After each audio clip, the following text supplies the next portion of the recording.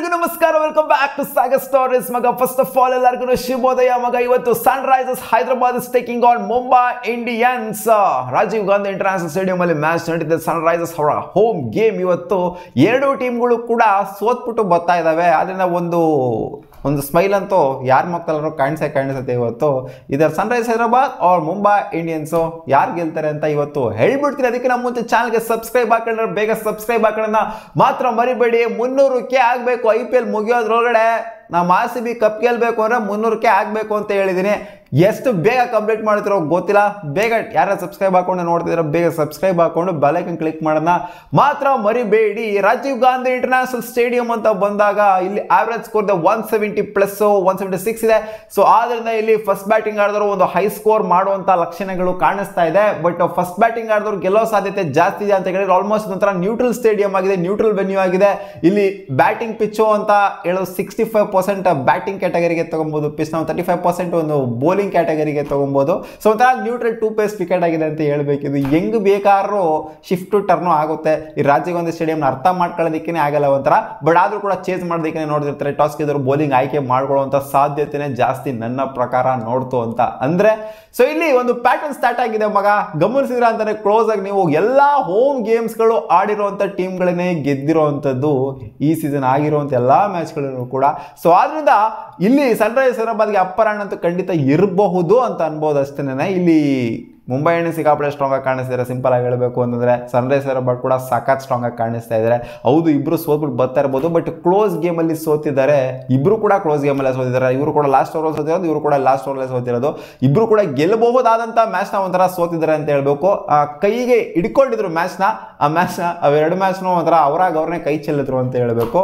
ಸಿಕ್ಕಾಪಟ್ಟೆ ಸ್ಟ್ರಾಂಗ್ ಆಗಿ ಕಾಣಿಸ್ತಿದ್ದಾರೆ ಗುರು. ನನ್ನ ಪ್ರಕಾರ ನೋಡ್ತಾರೆ ಸನ್ ರೈಸರ್ಸ್ ಹೈದರಾಬಾದ್ ಒಂಥರ ಸಿಕ್ಕಾಪಟ್ಟೆ ಬಲಿಷ್ಠವಾಗಿ ಕಾಣಿಸ್ತಿದ್ದಾರೆ. ಮುಂಬೈ ಇಂಡಿಯನ್ಸ್ ಕಳಪೆಯಾಗಿ ಕಾಣಿಸ್ತಿಲ್ಲ. ಮುಂಬೈ ಇಂಡಿಯನ್ಸ್ಗೆ ಸೂರ್ಯ ಇಲ್ಲೇ ಇರೋದು ಒಂದು ಸ್ವಲ್ಪ ಪುಲ್ ಬ್ಯಾಕ್ ಆಗ್ತಿದೆ ಅಂತ ಅನ್ನಿಸ್ತಾ ಇದೆ ನನಗೆ. ನೋಡೋಣ ಏನಾಗುತ್ತೆ ಅಂತ. 2-11 ನಿಮಗೆ ಪ್ರಾಬಬಲ್ ಪ್ರಿಡಿಕ್ಟೆಡ್ ಪ್ಲೇಯಿಂಗ್ 11 ಡಿಸ್ಪ್ಲೇ ಮಾಡಿದ್ದೀನಿ. ಬಹುಶಃ ಲಾಸ್ಟ್ ಗೇಮ್ ಏನು ಹೋಗಿತ್ತು 11 ಅದೇ ಗೇಮ್ ಅದೇ 11 ಜೊತೆಗೆ ಹೋಗುವಂತ ಸಾಧ್ಯತೆ ಇರುತ್ತೆ.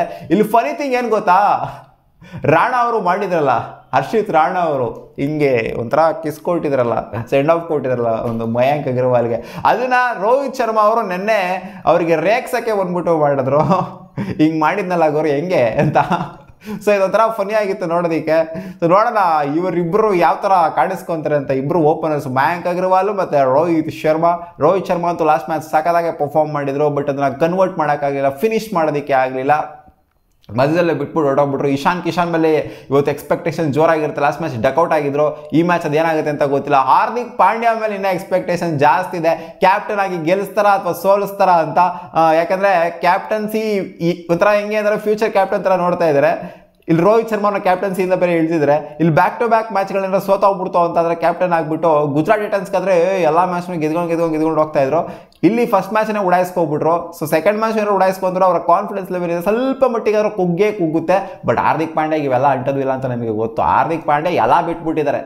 ಅವನ ಅಜ್ಜಿ ಯಾವನ್ ಏನಾರ ಅನ್ಕೊಳ್ಳಿ, ನಾನು ಮಾಡೋದು ಅನ್ನೋ ಥರ ಇದ್ದಾರೆ ಹಾರ್ದಿಕ್ ಪಾಂಡ್ಯ. ಲಾಸ್ಟ್ ಮ್ಯಾಚ್ ಬುಮ್ರಾ ಸಖತ್ ಬೌಲಿಂಗ್ ಮಾಡಿದ್ರು, ಜೆರಾಲ್ಡ್ ಗಾಡ್ಸೆ ಸಖತ್ತಾಗಿ ಬೌಲಿಂಗ್ ಮಾಡಿದ್ರು, ಇವ್ರ ಕಡೆ ಟಿ ನಟರಾಜನ್ ಸಖತ್ತಾಗಿ ಬೌಲಿಂಗ್ ಮಾಡಿದ್ರು. ಲಾಸ್ಟ್ ಮ್ಯಾಚಲ್ಲಿ ಭುವನೇಶ್ವರ್ ಕುಮಾರ್ ಸರಿಯಾಗಿ ಎಕ್ಕಿಸ್ಕೊಂಡ್ಬಿಟ್ಟಿದ್ರು ಲಾಸ್ಟ್ ಮ್ಯಾಚು. ಸೊ ಈ ಮ್ಯಾಚು ಹೋಪ್ಫುಲಿ ಅವ್ರು ಕಮ್ ಬ್ಯಾಕ್ ಮಾಡ್ತಾರೆ ಭುವಿ ಅಂತ ಅನ್ಕೊಂಡಿದ್ದೀನಿ. ಆ ಸ್ವಿಂಗ್ ಏನು ಮಾಡ್ತಿರೋ ಬನಾನಾ ಸ್ವಿಂಗ್ ಅಲ್ಲ, ಅದನ್ನ ವಾಪಸ್ ತಗೊಂಬೋತಾರೆ ಅಂತ ಅನ್ಕೊಂಡಿದ್ದೀನಿ. ಬರೀ ಅನ್ಕೊಳ್ಳೋದೇ ಆಯಿತು ಭುವನೇಶ್ವರ್ ಕುಮಾರ್ ವಿಚಾರದಲ್ಲಿ. ನೋಡೋಣ ಇವತ್ತು ಅನ್ಕೊಂಡಿದ್ದು ಏನಾದರೂ ಆಗುತ್ತೇನೋ ಅಂತ. ಇನ್ನು ಪ್ರಿಡಿಕ್ಷನ್ ವಿಚಾರಕ್ಕೆ ಬಂತಂದ್ರೆ ಇವತ್ತು ಯಾರು ಗೆಲ್ಬಹುದು, ಸನ್ ರೈಸರ್ಸ್ ಹೈದರಾಬಾದ್ ಮುಂಬೈ ಇಂಡಿಯನ್ಸಾ? ಮುಂಬೈ ಇಂಡಿಯನ್ಸು ಗೆಲ್ಲೋದಿಲ್ಲ ಅಂತ ಅನ್ನಿಸ್ತಿದೆ ನನ್ನ ಪ್ರಕಾರ. ಸನ್ ರೈಸರ್ಸ್ ಹೈದರಾಬಾದ್ ಅವರು ಗೆಲ್ಲೋ ಸಾಧ್ಯತೆ ಇದೆ ಅಂತ ಅನ್ನಿಸ್ತಿದೆ. ಒಂದು ಆಫ್ ಡೇ ಆಗೋಗ್ಬಿಡ್ತು ಲಾಸ್ಟ್ ಮ್ಯಾಚ್ ಅವರಿಗೆ. ಟಾಪ್ ಆರ್ಡರ್ನ ಅಷ್ಟೊಂದು ಕಾಂಟ್ರಿಬ್ಯೂಷನ್ ಬರಲಿಲ್ಲ, ಅನ್ಕೊಂಡಂತ ಕಾಂಟ್ರಿಬ್ಯೂಷನ್ ಬರಲಿಲ್ಲ. ಇವತ್ತು ನನಗೆ ಯಾಕೋ ಒಂದು ಗಟ್ ಫೀಲಿಂಗ್ ಅನ್ನಿಸ್ತಾ ಇದೆ, ಸನ್ ರೈಸರ್ಸ್ ಹೈದರಾಬಾದ್ ಇವತ್ತು ಅಬ್ಬರಿಸಿ ಬೊಬ್ಬಿರಿತಾರೆ ಅಂತ ಅನ್ನಿಸಿದೆ. ಕ್ಲಾಸ್ ಅನ್ನು ಲಾಸ್ಟ್ ಮ್ಯಾಚ್ ಕೊಟ್ಟಂತ ಪರ್ಫಾರ್ಮೆನ್ಸ್ ಏನಿದೆ ಅದನ್ನ ಹಂಗೆ ಕ್ಯಾರಿ ಮಾಡ್ತಾರೆ ಅಂತ ಅನ್ನಿಸ್ತಾ ಇದೆ. ಕಾದ್ ನೋಡೋಣ. ನನ್ನ ಪ್ರಕಾರ ಇವತ್ತು ನನ್ನ ಪ್ರಿಡಿಕ್ಷನ್ ಸನ್ ರೈಸರ್ಸ್ ಹೈದರಾಬಾದ್, ಮುಂಬೈ ಇಂಡಿಯನ್ಸ್ ಅಲ್ಲ. ಮುಂಬೈ ಇಂಡಿಯನ್ಸ್ ಲಾಸ್ಟ್ ಮ್ಯಾಚ್ ಇವರು ಕೂಡ ಚೆನ್ನಾಗಿ ಆಡಿದ್ರು. ಒಟ್ಟಲ್ಲಿ ಒಂಥರ ಟಫ್ ಕಾಂಪಿಟೇಷನ್ ಅಂತೂ ಇರುತ್ತೆ ಅಂತ ಅನ್ಕೊಂಡಿದ್ದೀನಿ. ಲಾಸ್ಟ್ ಮ್ಯಾಚ್ ಥರ ಅಂದರೆ CSK ವರ್ಸಸ್ GT ಮ್ಯಾಚ್ ಥರ ಒನ್ ಸೈಡ್ ಮ್ಯಾಚ್ ಆಗೋದಿಲ್ಲ ಅಂತ ಅನ್ಕೊಂಡಿದ್ದೀನಿ. ಲಾಸ್ಟ್ವರೆಗೆ ಹೋಗುತ್ತೆ, ಬುಡದವರೆಗೆ ಹೋಗುತ್ತೆ, ಬಾಯಿಗೆ ಬರ್ಸ್ತಾರೆ ಅಂತ ಅನ್ಕೊಂಡಿದ್ದೀನಿ. ಕಾದ್ ನೋಡೋಣ. ನಿಮ್ಮ ಪ್ರಿಡಿಕ್ಷನ್ ಯಾವ್ದು ಇವತ್ತು, ಸನ್ ರೈಸರ್ಸ್ ಹೈದರಾಬಾದ್ ಅಥವಾ Mumbai Indians? Comment section comment ಮಾಡಿ ತಿಳಿಸಿ. ಸಿಗೋಣ ಮುಂದಿನ ವಿಡಿಯೋದಲ್ಲಿ. ಬಾ.